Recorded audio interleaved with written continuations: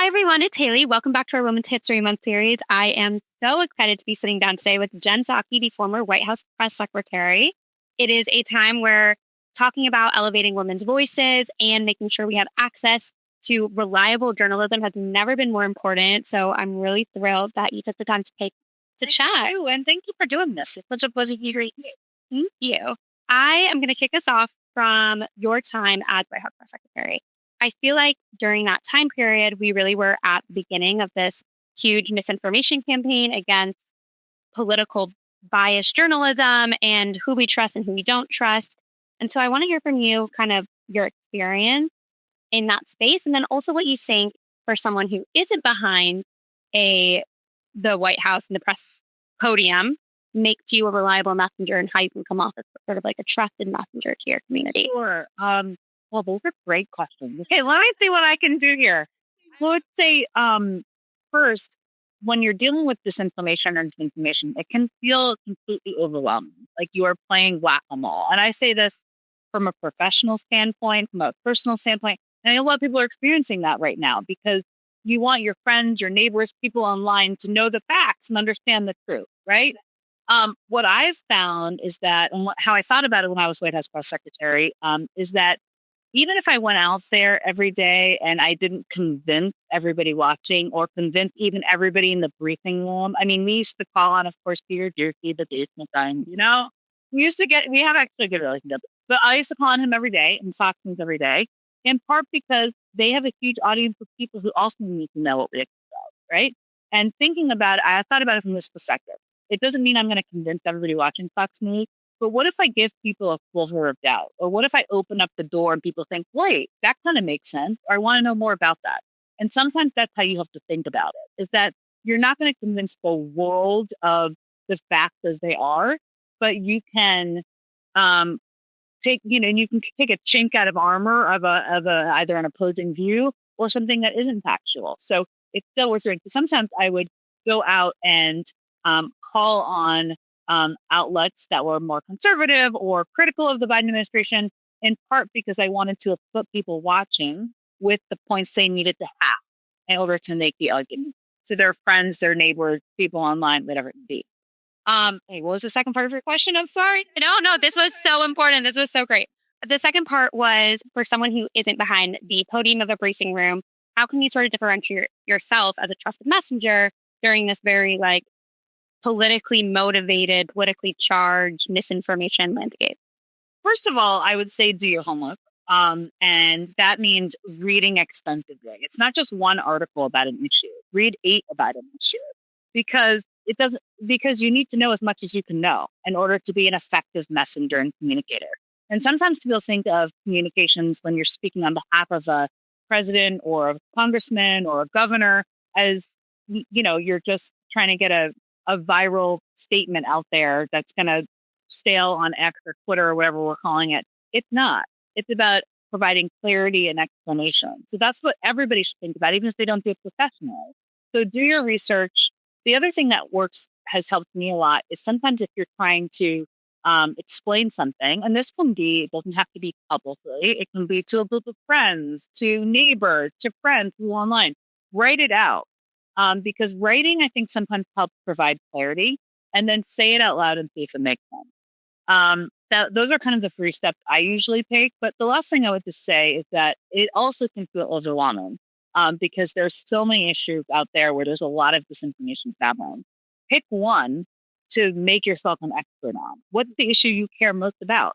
Maybe it's women's healthcare. Maybe it's the climate. Maybe it's immigration. It can be any issue, but just pick one, become an expert on it, and figure out how to talk about it.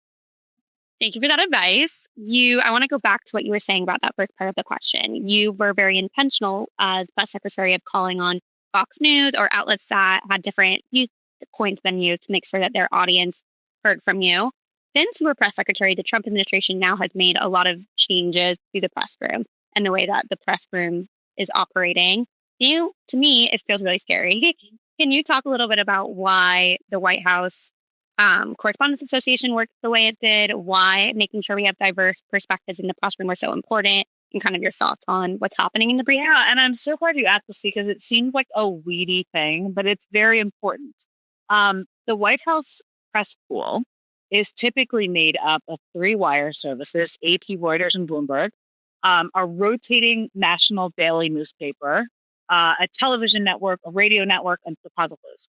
This has been around for decades, I think, maybe back to Eisenhower, something like that. And this pool has been around for the assassination attempt on Reagan, has been around for 9/11. On 9/11, the pool went up in the plane with Bush and was there to hear from the sitting president of the United States what was happening and what he was learning. They're representative of the press pool. Now, the reason why it's important for that to be determined by a group that's more objective and not the sitting White House is because it should be reporters who are more objective. Reporters like wire services who are just there to report just the facts of the news. They do very little analysis. They just report what exactly is happening. And AP wire stories are picked up by local news stations, by local newspapers. You may notice kind of a byline might be the Associated Press.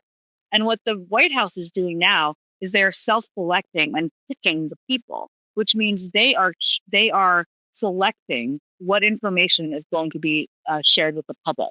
And there's a lot of examples of this. But when Zelensky was here, and Trump had the meeting with him, which got very heated, it was wildly crazy because of how the Trump administration handled it.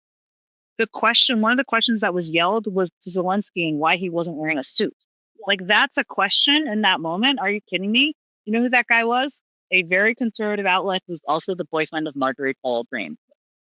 It should have been Reuters in there.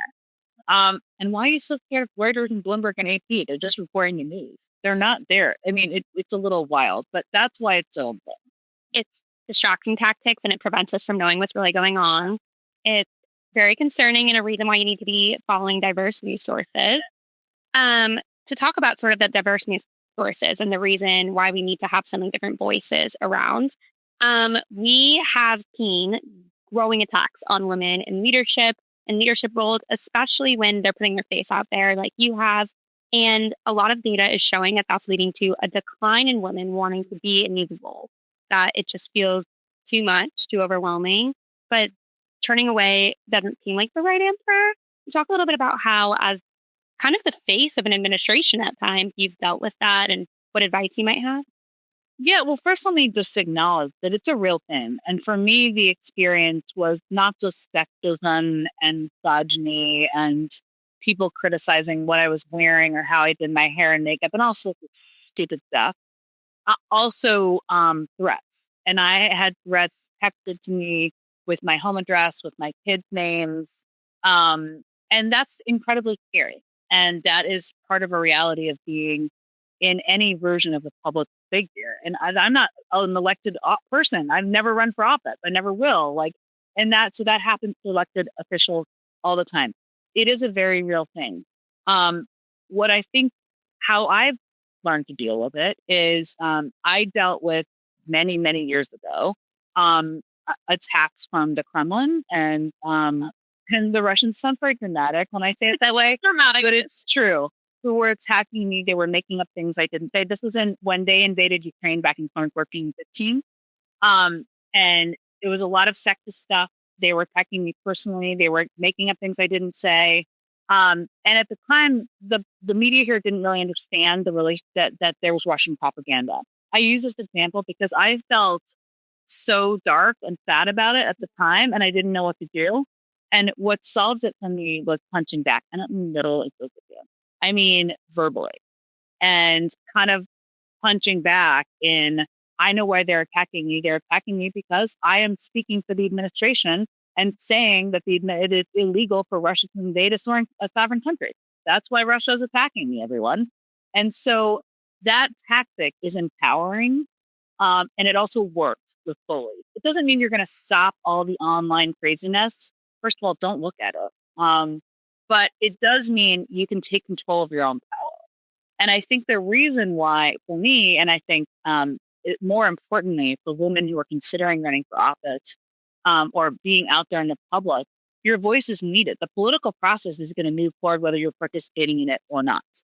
And so think about what you have to say. And there's a privilege of having a platform to say it, right? And there's many ways to have a platform. You have a platform. I have a platform here on TV, people running for Apple platforms. And those platforms, it's important for them to be used. Otherwise, all the decisions are going to be made by old white men. I think that is a perfect kind of note of inspiration to end on, is the power of a platform and using your voice. So thank you for taking the time to use your platform to chat with us. Thank you.